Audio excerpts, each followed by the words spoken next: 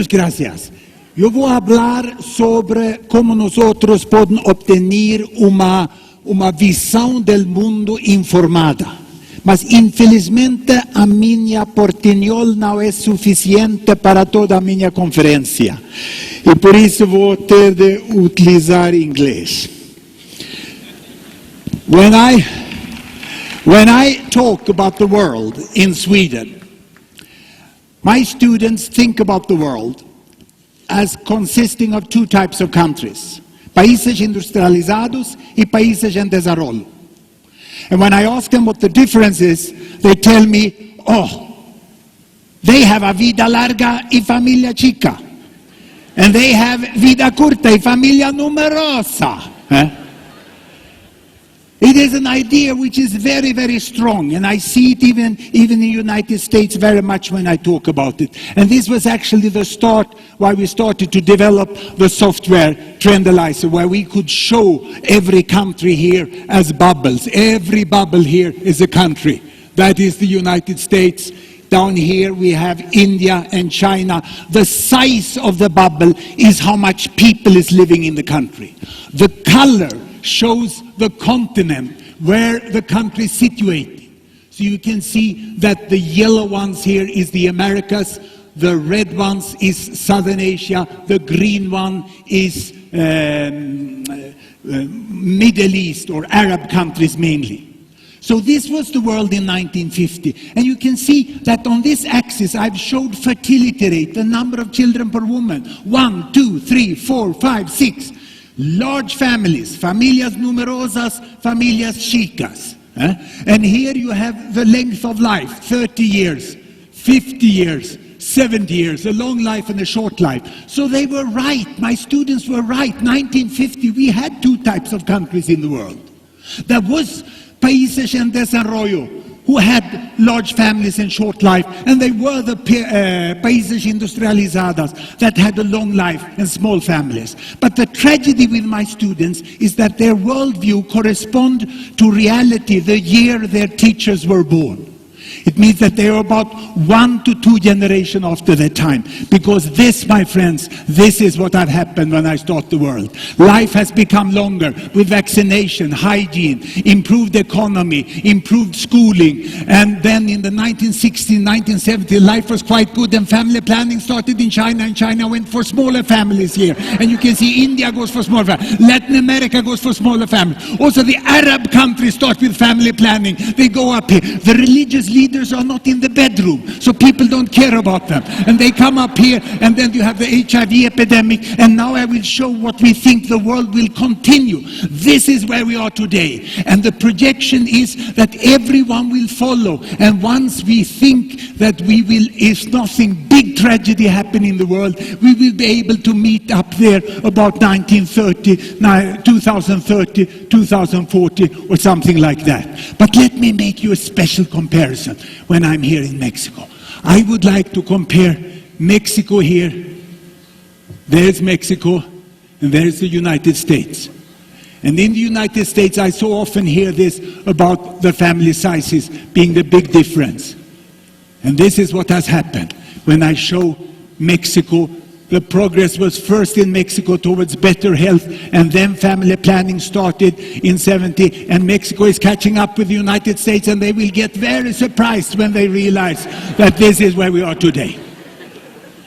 You have almost a complete catch-up. And the catch-up, what am I showing here? This is the bedroom.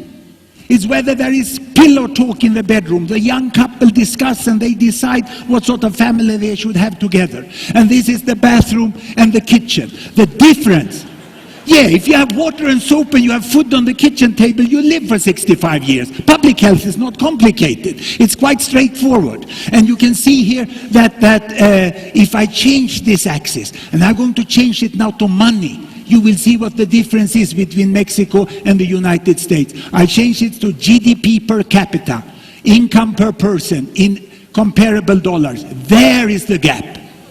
You have 9,000 here in Mexico, you have 39,000 there. And if I add then China, I would like to add China to this. You will see that Where do I have China? Here I have China. You see, China has almost catched up with Mexico. But China came another way. China came this way. China came from down here. They first got healthy, and then they got rich. And now they have almost catch up with Mexico. But the difference with the United States today is not in human capability, in human resources, is the bloody money, which is the difference. This is the difference.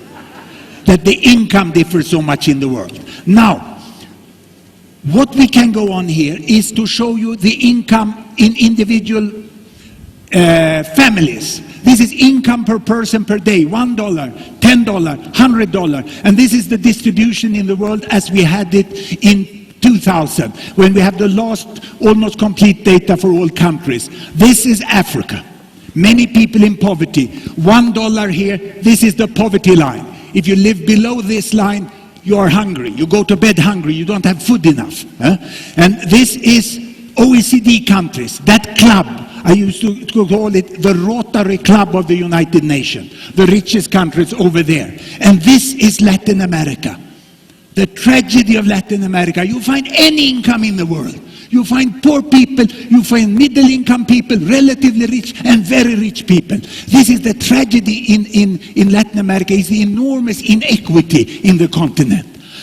This is former Soviet Union, the East Europe, and as you said, the Soviet bloc, almost becoming Latin America-like. This is East Asia, Southeast Asia, this is South Asia, and now I would like to show you the world as it was when I was a student. It was like this, and this is what have happened in the world. The population has grown in the world. This is size of population. People get out of poverty, but they don't get so much out of poverty. They get there, the year 2000 was there, and we take the last projection we have. This is more or less where we are. So why doesn't people jump up and down and say, Viva la globalización, it's very good, we are getting richer. They don't do it. Many don't like the globalization because they are getting richer, but they just get one step from the poverty line. This is where they are standing. And just take a disease in the family and they fall back into poverty. So globalization also have not taken away the last 1 to 2 billion out of poverty. This is the main tragedy we are having. So how could we understand this? How could we understand the world? I decided that this sort of digital technology is not enough to explain. Instead, I would like to use an analog technology, which is much more practical. Look at this box here. This box represents 1 billion people in the world. This is how many people there were in the world when Mexico started the rebellion against Spain in 1810. There were 1 billion people. They lived there. During 150 years, up to 1960, when I was in school, we had got 2 billion people more in the world population. The world population had grown. And then we learned that there were 2 different types, países en desarrollo and industrialized countries. And there was a big gap between them. They were rich, they were poor. They had 2 children per woman, they had 6 children per woman. Population was still growing. So what has happened during the 50 years since I went to school? Well, we've had a new addition with 4 billion people more in the world population. And where did they end up? Well, this one got even richer. They moved up here. That's why they say hooray for globalization. They liked it because it made them richer. They are still as poor as they are. These people landed more or less here. But some were successful. The emerging economy, China, parts of Latin America, Arab countries, they ended here. And they are now as rich and wealthy as the Primero Mundo used to be. That's where they ended. This is more or less how the world looks like today. And you can see that the pattern of the boxes fits to the patterns up there. The rich is in that way. Now what is going to happen until I die? I plan to be 100 years. I will live to 2050. I was in Shanghai recently, and I've seen that most probably they'll catch up. They don't like it down here. They don't like it at all. But this is happening. And I see parts of Latin America being very successful also. What will happen here? Well, it's very much about the environment, but these people also want a decent life, and they will move over to here, more or less. This is where they want to be. The problem is here, because they already have 2 children per woman. They have 2 children per woman. The population growth is not here. The population growth is here, with people who don't have food enough, don't have school, don't have healthcare, don't have a family planning. That's where we are going to get 2 billion people more. And we are going to get nothing we can do about it. 2050, we are going to be 9 billion people. This is what we are going to be. But if these people can get a little better life, everyone can get into school, health service, family planning, they can end up here, and the world may look like this in the future, and we can all be together.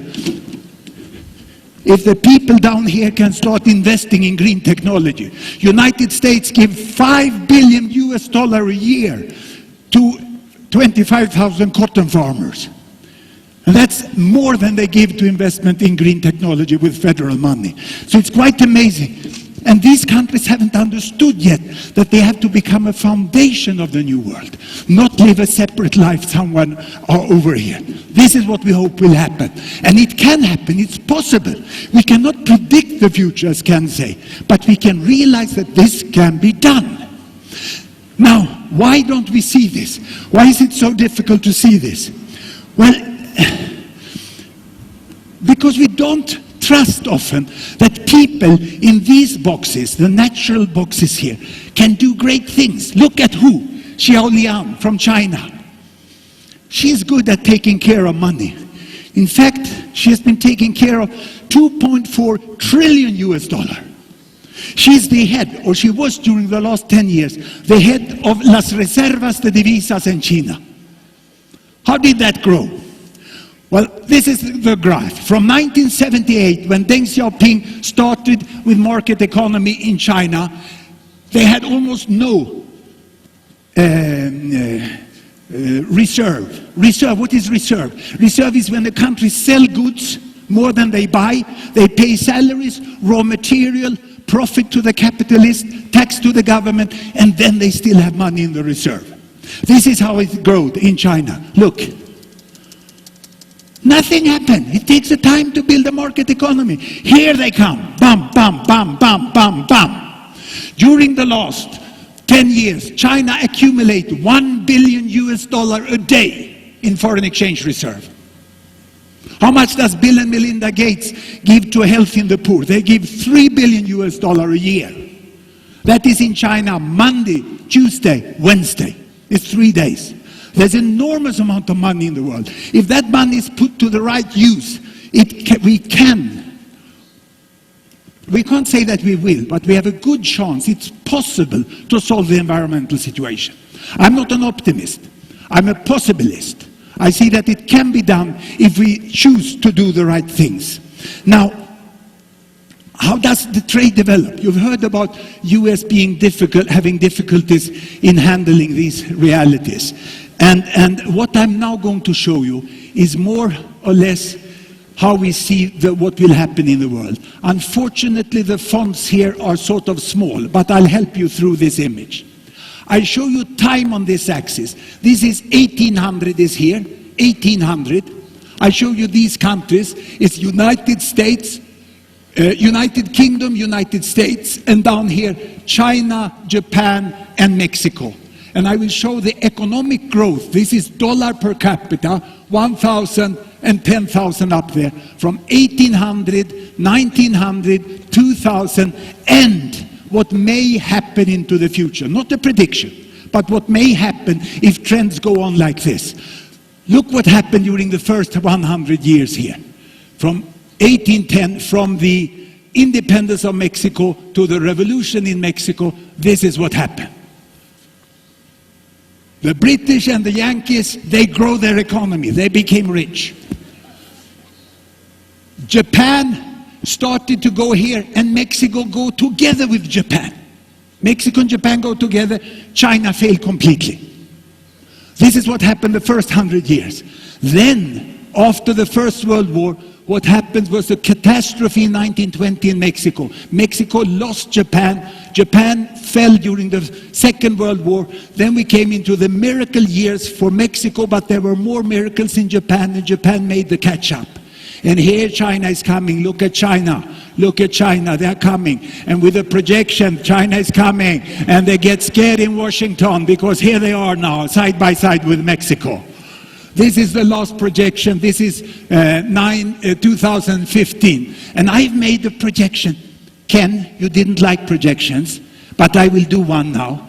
I will ask the question, when will China have the same income per person as the United States of America? And I use this stick here. This is my projection method. It's very easy to control. I see them going up there. They will hit the United States here. And I see it's 2048 in July, the 27th of July, 2048. It is my 100th birthday. It will happen. And I suggest that Mexico join China and get up to there. Huh? So, what is the problem with this? We must have a new worldview. We must realize that times are changing finally in the world. Where did I drop my there I am. Here I am. Look here. Países en desarrollo en primer mundo. 6 billion, 1 billion. That's not the right way of looking at it. We thought this was G7. You remember G7? They used to run the world. They decided everything in the world. I'll take this down so you will see better. Huh? And then came a time when the emerging economies became richer, and then came G5. Look, Singh, Lula, Calderon, and this is Mendered and Mbeke. You see, the new states are forming, and they have much more people. So we should talk about countries with ingreso baixo, medios y altos. It don't mix Mexico and Somalia in the same box. This is wrong. And 15th of November 2008, something happened which really surprised me. It was a person who understood this, who I never thought would understand it. I thought he would be the last one, but he got problem. George Bush. He had severe problem. You can see, he got headache. It's called Lehman Brothers headache. He lost money, had no money. He needed tax money. He looked in the pocket, he had no money. And he had to look to these people, and they had money. And he had to do a very painful thing. He had to phone a Latino trade union leader, Lula da Silva, and ask for money. This was very painful for Bush. But he realized, and then he called the G20 meeting. And the G20 meeting met here. And you can see Bush is standing there in the middle. And let's look who's standing beside him. This is the new world. You can see it here. We have Bush there. You know, here we have the Chinese communists, here we have the Muslim, and here we have the socialists from Latin America. So Bush decides he leans to Latin America. Can you see? A Latino socialist is better than the other guys. After all, he started to feel Americano. And today Latin America is helping the richer countries to solve their crisis which they created. So this is where we are today. And people say that you cannot use the internet. You cannot use this. Teachers tell you, don't trust the internet. I hear it in my university. I think you have the same here. They say this Google is no good for internet. And especially YouTube. You must not use YouTube in teaching. Oh, YouTube was not available. I think I dropped the net here. What I wanted was to brag a little. I worked in America for half a year, so I learned how to brag. But now I lost the internet, it seems. It seems I will write sex. What do you search for on the internet? Teachers say they only search for unserious things here. They search for sex, money, and health. And what do they get? Oh, it's not available. Go home and test. Go home and search on sex, money, and health, and you will see who is on top, who is on top. It's Swedish Public Health is on top of sex, money, and health with a very nice lecture in demography. The internet can be very useful. We can get the fact-based worldview, and I advise all of you, actualiza tu visión del mundo. Si Bush lo hizo, tú puedes hacerlo.